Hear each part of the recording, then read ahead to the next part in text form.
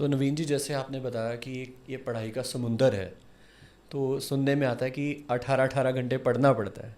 तो क्या ये सच है? गगन जी, 24 घंटे तो टोटल हैं। डॉक्टर्स बोलते हैं 7-8 घंटे जरूर सोना है, साउंड बिल्कुल, स्लीप आपको चाहिए बिल्कुल, चाहिए। बिल्कुल ठीक है। हेल्दी माइंड हेल्दी बॉडी वाला ट्रू, कंसेप्ट है। ट्रू। बचे 16 घंटे, 8 घंटे तुम सो गए। 16 घंटे, 2-3-4 घंटे नहाना धोना खाना पीना, तो सिर्फ यही किया, सोए और नहाना धोना किया, तो भी 12 ही घंटे बचे। तो 18 तो बचते ही नहीं है। बिल्कुल ठीक ये भ्रम है, ये मिथ है, ये बच्चा लोग आपस में एक दूसरे को डराते हैं। होता क्या है, प्रैक्टिकली ह्यूमनली पॉसिबल ही नहीं है इतने घंटे हम लगातार पढ़ पाएँ। किसी दिन जोश में आके हमने 15-16-18 घंटे पढ़ भी लिया, तो अगले दिन हम पूरा सोने में निकाल देंगे, तो फिर बैलेंस बिगड़ गया। है। राइट। जिन लोगों का बैलेंस बिगड़ा हुआ है, पर्सनैलिटी का बैलेंस बिगड़ा हुआ है, यूपीएससी को चाहिए ही नहीं। यूपीएससी कहती है भैया अगर तो 18 घंटे पढ़ पढ़ के यहाँ आया है ना, मुझे नहीं चाहिए। तो मुझे तो वो चाहिए जो मज़े में 5-7 घंटे पढ़ रहा है, साथ पिक्चर भी देख रहा है, गर्लफ्रेंड के साथ कॉफ़ी भी पी रहा है। मतलब ठीक है, बैलेंस्ड आदमी है, जीवन में हर काम कर रहा है, तरीके से कर रहा है, वो ऐसे लोग चाहिए होते हैं। तो 18 घंटे का कंसेप्ट बिल्कुल उचित नहीं होता। अगर मुद्दा 18 घंटे का ही होता तो यूपीएससी एक फॉर्म भरवा लेती, भैया कितने घंटे पढ़ के आए बताओ, तभी नंबर दूंगी। बिल्कुल। गगन जी, ज़्यादा ये अच्छा रहेगा कि बजाय क्वांटिटी के हम क्वालिटी पर फोकस करें। 1 घंटा पढ़ लें, 2 घंटा पढ़ लें, हो सकता है वो 18 घंटे के बराबर ही निकल आए, बिल्कुल। अगर ध्यान से पढ़ें, शांत मन से पढ़ें। ये 18 घंटे का कंसेप्ट कहाँ से आता है? जब बच्चे ध्यान से नहीं पढ़ते, अंधाधुंध पढ़ते हैं, बिना मेंटरशिप के पढ़ते हैं। पढ़ना चाहिए कैसे? जब भी हम पढ़ें, हमारी आँखों का और बुक का कनेक्शन तो हो ही हो, ये तो सबका ही होता है। एक्चुअली ये दिमाग वाला माइंड कनेक्शन गेम। बच्चे हटा देते हैं। बिल्कुल। हमेशा पढ़ते वक्त ऐसे पढ़ें बच्चे। सब यूपीएससी एस्पिरेंट्स को मैं बात बताना चाहूँगा, हमेशा पढ़ते वक्त ध्यान रखें, आँख और बुक के साथ दिमाग वाली मशीन भी चलती रहे। हमेशा ऐसे पढ़ें, अच्छा टाना ना ना ना ना ना, ये कह रहा है, ये तो वो यहाँ तो ये बात चली थी, ये क्या बात कह रहे हो आप? अगर इस तरह से आप इंटरेक्ट करेंगे, समझ के पढ़ना चाहिए आपके अकॉर्डिंग, समझ के, वो चीज़। अपनी बुक्स के साथ न्यूज़पेपर रीडिंग करते इंटरेक्ट करो, वो ये क्या बात हुई, ट्रम्प साहब ये क्या कर रहे हो आप, कल तो आप ये कह रहे थे। अगर इस तरह से पढ़ेंगे तो बिल्कुल भी बोझ नहीं लगेगा, पढ़ने में आनंद आएगा। And when you start loving your work, you will not have to work for a single day. लगे ही नहींगा कि मैं कुछ कर रहा हूँ। अदरवाइज बच्चे इतने प्रेशर में रहते हैं, यूपीएससी चल रही है, यूपीएससी चल रही है, अभी नहीं होगा, अभी तो जीवन में यूपीएससी चल रही है। बिल्कुल। तो ऐसे बच्चों का पेपर भी पास होना मुश्किल हो जाता है, अनफॉर्चुनेटली। बड़े दुर्भाग्य की बात है, ट्रू। बहुत मेहनत करने के बाद भी वो सक्सेस नहीं मिल पाता। बस तरीके ठीक हो, क्वालिटी पे ध्यान दें। तो नवीन जी, जी। कई बार हम लोग देखते हैं, जैसे आपने बताया कि दिमाग से पढ़ें और आँखों से पढ़ें, राइट। उसने दिमाग से भी पढ़ा, आँखों से भी पढ़ा, समझ के भी पढ़ा, बट वहाँ पे कुछ सिलेबस कुछ और ही याद आता है। तो उस पोजीशन को कैसे टैकल करना चाहिए आपके अकॉर्डिंग स्टूडेंट्स को? देखिए, हर कोचिंग, हर टीचर आपको इस चीज़ के लिए तैयार करता है, या हर पेरेंट भी डाल लो आप इसमें। पेरेंट हमें इस चीज़ के लिए तैयार करते हैं कि लाइफ में आगे कुछ भी संकट आ सकता है, तुम झेलने लायक हो। ट्रू। टीचर का भी यही रोल होता है। टीचर ये नहीं बता पाएगा आगे ये क्वेश्चन आएगा, इसको ऐसे करना, इस तरह के क्वेश्चन आएंगे, इसको टैकल करने का ये तरीका है। जो क्रिकेट का कोच अपने प्लेयर्स को बैटिंग करना सिखा रहा है, तो दुनिया भर की डिलीवरीज की प्रैक्टिस कराता है, ट्रू। पर उसे ये नहीं मालूम है ग्राउंड में कौन बॉल सी कौन सी आएगी, है? ग्राउंड में कैसी बॉल आएगी, वो प्लेयर को अपने आप देखना है। कोच ने तैयार कर दिया अब आपको। तो काइंडली स्टूडेंट्स, एस्पिरेंट्स ये बिल्कुल एक्सपेक्ट ना करें कि कोचिंग में ये तो कराया नहीं, ये क्या आ गया सामने। बहुत से बच्चे एग्ज़ाम देने के बाद ऐसा आते हैं हमारे पास कि सर जो क्लास में किया था वो तो थोड़ा ही आया, पर पेपर पास हो गया मेरा। वो समझ नहीं पाते कि एक्चुअली टीचर ने, कोच ने आपकी ग्रूमिंग किस तरह से की है, कि जैसी भी डिलीवरी आ जाए आपके सामने, जैसी बॉल आ जाए, आप छक्का मारने के लिए तैयार हो। कोच इस तरह से तैयार करता है। और फिर अब ये भी समझिए, यूपीएससी का कोई सिलेबस नहीं है, कहने को सिलेबस है ये, अनंत हैं ये पढ़ाइयाँ, पता नहीं कहाँ से क्या पूछ लें। कोई जीवन में कभी चौथी पाँचवीं क्लास में कोई बात आपके दिमाग में आई होगी, वो यूपीएससी में वहाँ स्ट्राइक करेगी पेपर देते, और ये बात तो वो वाली है। तो ऐसे यूपीएससी को सिलेबस में बांध लें, ऐसा हिंदुस्तान में कोई है नहीं। जहाँ ये पूरे कोचिंग इंस्टीट्यूट टीचर सोचना बंद करते हैं, यूपीएससी वहाँ से सोचना शुरू करती है। गगन जी, यूपीएससी के क्वेश्चन पेपर देख के आपके मन से पहला जो निकलता है वो होता है, वाह क्या पेपर बना है। मतलब क्वेश्चन की भी क्वालिटी होती है। एक तो सीधा क्वेश्चन होता है, देख के लगता है किसने बनाया ये क्वेश्चन हल्का। बिल्कुल। कभी कभी किसी सिविल स्टेट सर्विसेज के एग्जाम्स में, हाई कोर्ट्स वगैरह में पिटीशंस होती हैं, तो पेपर पेश किया जाता है तो पता लगता है एक गाइड से उठा के यूं कि उस सीरीज में 20 क्वेश्चन डाल दिए गाइड से उठा के, तो क्या तो क्वालिटी रहेगी उन क्वेश्चंस की। यूपीएससी का क्वेश्चन पेपर देख के मन से एक बार आवाज़ निकलती है, वाह क्या क्वेश्चन बनाया है। तो जब यूपीएससी इस तरह के क्वेश्चन बनाती है तो हम लोग बच्चों को इसलिए तैयार करते हैं कि कुछ भी सामने आ जाए आप संभाल लोगे, ये सामने आएगा ये जरूरी नहीं है। तो बिल्कुल बच्चे ऐसा ना समझें कि जो हमने पढ़ा है वही आएगा। टीचर आपको इस चीज़ के लिए तैयार करेगा कि जो मैं करा रहा हूँ ऐसा ही कुछ आएगा, इसको आप संभाल लोगे। जैसे पेरेंट अपने बच्चों को तैयार करता है कि जीवन में कोई भी संकट आएगा बेटा तो देख लेगा, संभाल लेगा, इतना हमने तुझे तैयार कर दिया है। इसको ऐसे समझें हम। तो जैसे आप पिछले 20 ईयर से आईएएस की टीचिंग प्रोफेशन में हैं, तो कोई 3 बुक्स आप रेफ़र करेंगे स्टूडेंट्स को? देखिए, जैसा हम जिक्र कर रहे हैं, है तो ये समंदर, बिल्कुल, पर फिर भी सिर्फ कोई 2-3 किताबें, हाँ जी, सिर्फ 2-3 किताबों का जो आपको बहुत अच्छी लगती हो। गगन जी, मेरा अच्छा लगना इंपॉर्टेंट नहीं है, इंपॉर्टेंट ये है कि बच्चों के काम क्या आएंगे। बच्चों के काम की बेस बनाने के बाद अगर मात्र 1, 2, 3 किताबें पिक करनी हो तो बिपिन चंद्र की एक किताब है, India before independence and India since independence. Okay, मतलब आज़ादी से पहले का भारत जिसमें आज़ादी की लड़ाई है और आज़ादी के बाद का Bharat. Right, actually civil servant है क्या, वो भारत की आत्मा को ही समझेगा, बिल्कुल, तभी भारत के लोगों का भला कर पाएगा। बिल्कुल ठीक। तो भारत की आत्मा आज़ादी से पहले और आज़ादी के बाद, ये अच्छे से जानने के लिए, फील लेने के लिए, ये 2 किताबें मेरी तरफ से रिकमेंडेड हैं। बाकी बहुत अच्छी किताबें, बहुत अच्छे ऑथर्स हैं जीवन में भारत में, तो ये मैं बच्चों को चाहता हूँ ये ज़रूर पढ़ें। तो नवीन जी, जैसे नोट्स बहुत इंपॉर्टेंट होते हैं, तो आपके अकॉर्डिंगली जो रेडीमेड नोट्स के ऊपर ही वर्क करना चाहिए या स्टूडेंट्स को नोट्स भी प्रिपेयर करने चाहिए? गगन जी, रेडीमेड नोट्स दिल्ली में या और शहरों में पटरियों पर मिलते हैं, फोटो स्टेट 1000-1500 रुपये में। राइट, अगर वही नोट्स पढ़ के आईएएस बनते होते तो दुनिया भर ऐसी चल जाती। बच्चे ये समझते नहीं नोट्स होते क्या हैं। नोट्स प्रिंटेड किसी और के तो छोड़ो, किसी और के क्लास नोट्स भी काम नहीं आते। ट्रू, नोट्स का कंसेप्ट ही नहीं समझते बच्चे।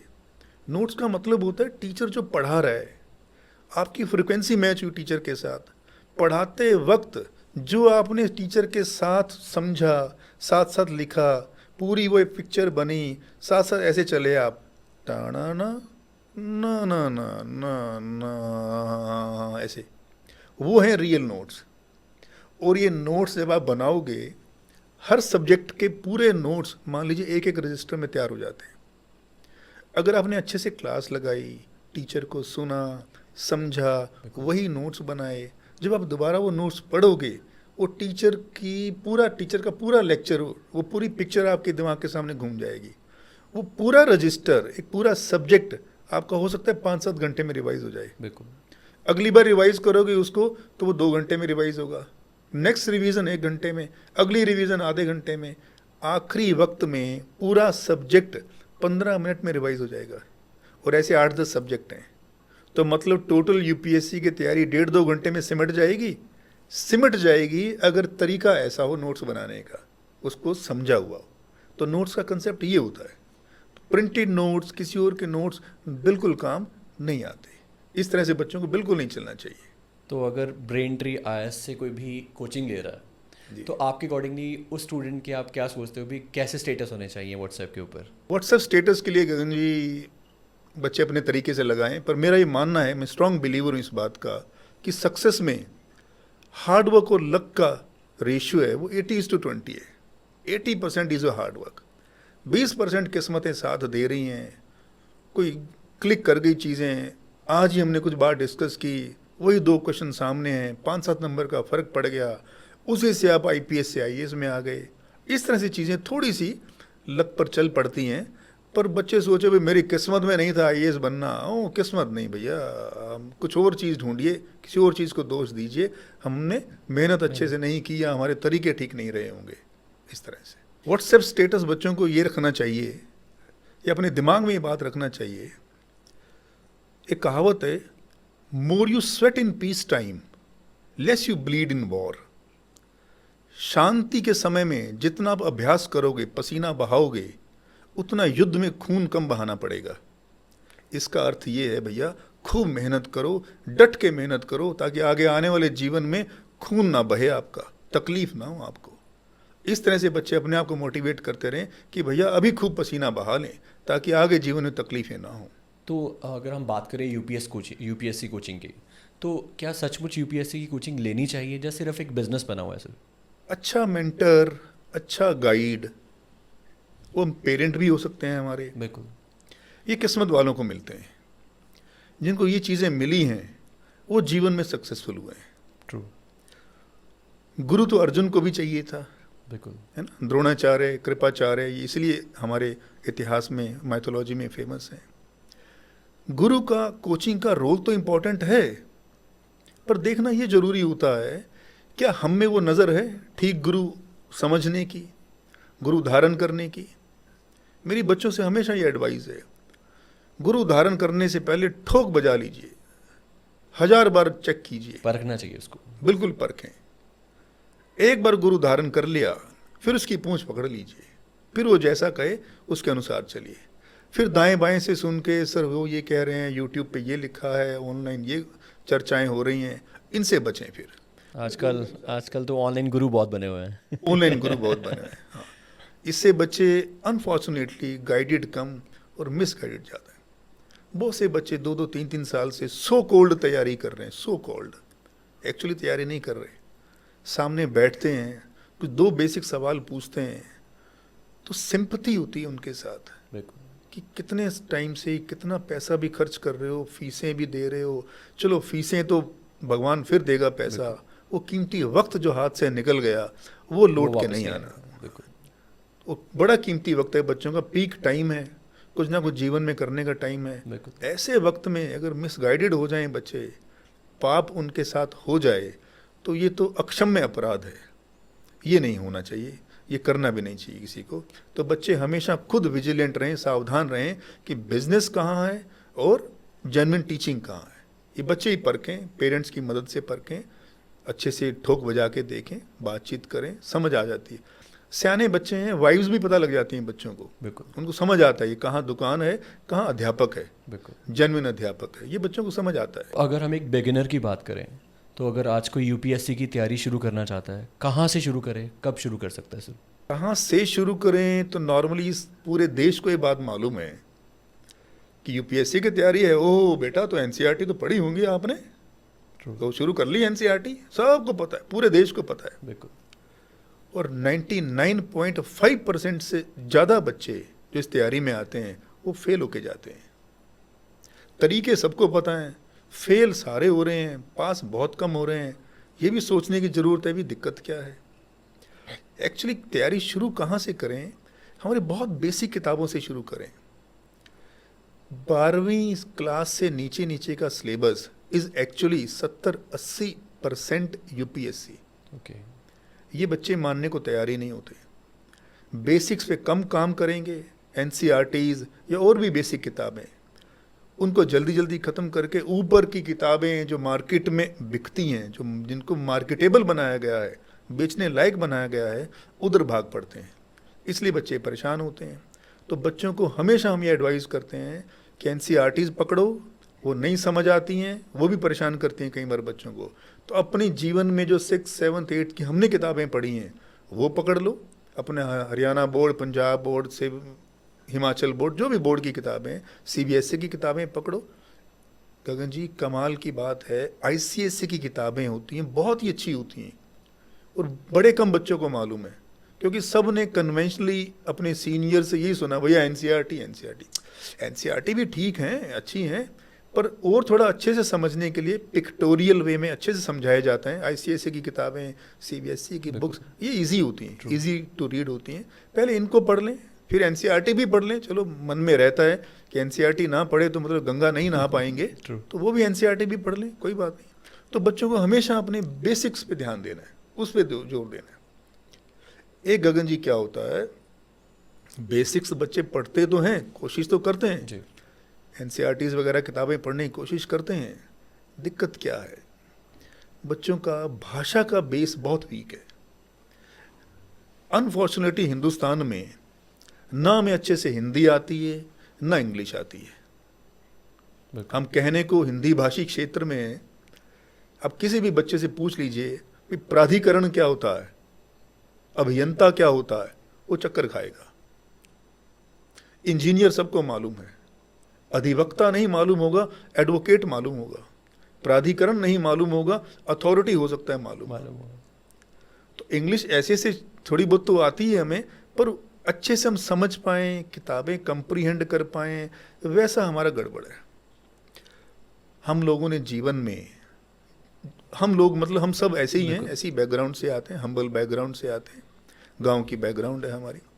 हमने अपने स्कूल के सिलेबस, स्कूल की किताबों के अलावा अब अपने जीवन में आसपास किसी से पूछ के देखना कि भैया कोई इसके अलावा भी कोई किताब पढ़ी है जीवन में।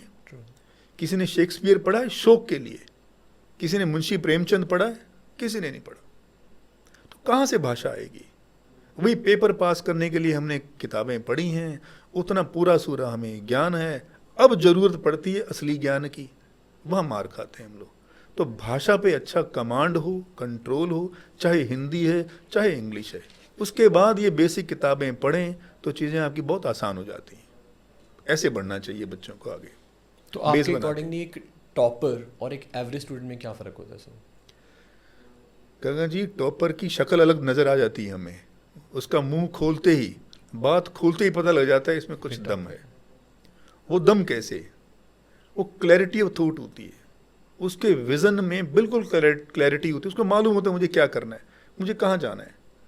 हमें भी कुछ सीखने को मिलता है। अच्छे बच्चों से हमें हमेशा कुछ सीखने को मिलता है। हम भी कौन हैं? हम भी इन्हीं बच्चों से चीज़ें चार सीखते हैं और आगे आने वाली जनरेशन को पास ऑन कर देते हैं। ज्ञान यही तो है, ऐसे ही तो चलता है आगे। तो जो बच्चे अच्छे वेल ग्रूम्ड हैं, जिनका बैकग्राउंड अच्छा है, स्कूल बैकग्राउंड से मेरा मतलब एजुकेशनल बैकग्राउंड, जिन्होंने ध्यान से पढ़ाई की है, समझ के पढ़ाई की है, चाहे वो गांव में रहा है, चाहे झुग्गी झोपड़ी में भी रहा है बच्चा, ऐसे भी बच्चों की क्लैरिटी ऑफ थॉट मैंने देखी है, कमाल की होती है। बड़े बड़े BMW वाले भी मार खा जाते हैं जहाँ, वो बच्चों की क्लैरिटी ऑफ थॉट काफ़ी बच्चों की हमने देखी है। तो ये क्लैरिटी ऑफ थॉट चाहिए होती है, भाषा पे अच्छी कमांड चाहिए होती है। जिनकी भाषा पे कमांड अच्छी है, समझिए आधी जंग जीत ली। बिल्कुल भाई, अल्टीमेटली मार्क्स तो आपको लिख के ही लेने हैं, तो लिखना ठीक आएगा तभी हमें मार्क्स मिलेंगे। लिखेंगे ठीक कब? जब क्लैरिटी ऑफ थॉट है। तो क्लैरिटी ऑफ थॉट वही हमारे राइटिंग में नजर आएगी, राइटिंग एक्सप्रेशंस अच्छे होंगे, वही नंबर मिलेंगे। इंटरव्यू में भी यही बात है। तो अगर हम लोग इंटरव्यू की बात करें तो आपके अकॉर्डिंगली इंटरव्यू कितना इंपॉर्टेंट है और कैसे प्रिपरेशन करनी चाहिए और किन किन चीज़ों का ध्यान रखना चाहिए इंटरव्यू में? गंगा जी, ये तो इंटरव्यू नाम देते हैं हम, आप और हम नाम दे रहे हैं इंटरव्यू। यूपीएससी उसको बोलते हैं personality assessment test. Okay. Unfortunately Hindustan में आईएएस इंटरव्यूज को कैसे समझते हैं? आजकल यूट्यूब पे ज्ञान कैसे चलते हैं, रीले वीले टाइप। भाई इस तरह का पूछा, मैं जैसे ही गया अंदर, मुझसे पूछा बताओ भैया आपकी शर्ट पर बटन कितने लगे हैं, ऊपर पंखा चला उसमें पंख कितने हैं, या छिपकली की टांग कितनी होती है। क्या बातें करते हैं हम। देखिए, ऐसे बच्चे हमारे गांव के मिसगाइडेड हो जाते हैं कि यूपीएससी में इंटरव्यू में तो ऐसे ही सवाल पूछते हैं। Actually interview is personality assessment test. आपकी पर्सनैलिटी को असेस करते हैं। और पर्सनैलिटी का मतलब ये नहीं है कि मेरी बॉडी बहुत अच्छी है, मेरे बाल बहुत अच्छे हैं। पर्सनैलिटी मतलब इनर पर्सनैलिटी की बात। Inner personality.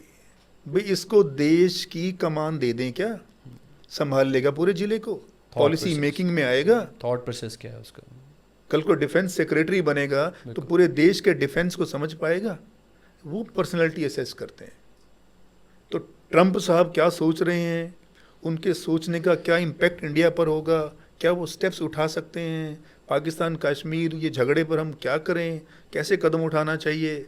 यूट्यूब वाले तो मिनट नहीं लगाते बोलने में, मार दो, काट दो, हमला कर दो, बम फेंक दो, पर ऑफिसर्स को तो सब सोच के समझ के सारे कॉन्सिक्वेंसेस को दिमाग में रख के काम करना होता है। वही बैलेंस्ड पर्सनैलिटी वो चेक करते हैं इंटरव्यूज़ में, भी वो यही सिचुएशंस चाहिए। को कैसे हैंडल करेंगे। कैसे हैंडल करेंगे। जब ग्रिम सिचुएशन में, डायलामा वाली सिचुएशन में डाला जाएगा ऑफिसर्स को, तो कैसे बिहेव करेंगे, कैसे देश को आगे लेके जाएंगे, है ना। नॉर्मली हम क्या समझते हैं कि इंटरव्यू में हमें क्या पहन के जाना चाहिए, लड़कियों को साड़ी पहननी चाहिए, लड़के कोट पहने, इसी को इंटरव्यू मान लेते हैं हम लोग। उनको मालूम है भैया ये कोट पहने, टाई पहने, और टाई भी हिंदुस्तान में हम नॉर्मली टाई कहाँ पहनते हैं। ज़्यादातर हम जब पहली बार गए थे तो टाई तो मांग के पहन के गए थे, बिल्कुल, और जब मांग के पहन के जाते तो कैरी भी नहीं कर पाते अच्छे से। बिल्कुल। उनको मालूम होता है, वो ये भी समझते हैं, उनके दिमाग में ये नहीं आता कि देखो ये टाई मांग के पहन के है। उनको मालूम होता है ये बच्चे हैं हमारे, ये गांव के बच्चे हैं, इनको बेचारों को डर है इस बात का कि फॉर्मल होके जाना है, पूरा टाई पहन के जाना है, कोट पहन के जाना है, मैचिंग पहन के जाना है, ये इस तरह से। तो ये इम्पोर्टेंट नहीं है। हालांकि ऐसा नहीं मेरा कहने का भाव है कि आप बिल्कुल ही टी शर्ट में चले जाइए, उसका मतलब ये हो जाता है कि फिर आप कैजुअली ले रहे हो चीज़ों को। तो हम फॉर्मल में रहें, पर ओवर फॉर्मल हो जाएं उसकी आवश्यकता नहीं है, नुकसान भी नहीं है, पर इसी को सब कुछ ना समझे हम लोग। भाव ये है मेरा, मतलब आउटर पर्सनालिटी की बजाय इनर पर्सनालिटी पे ज़्यादा वर्क करें, ज़्यादा फोकस करें, ज़्यादा ध्यान दें, क्योंकि उनको मालूम है हमारा सारा हिंदुस्तान है, 60-65%, 70% हिंदुस्तान अभी भी रूरल है। तो बच्चे गांव से ही आते हैं, कहाँ टाई है, अंग्रेज़ों के कल्चर है टाई वाले, तो हम लोग तो धीरे धीरे सीख रहे हैं चीज़ें। तो इस तरह से तो वो जानते हैं ये बात, तो इस चीज़ को डिस्काउंट करते हैं वो लोग।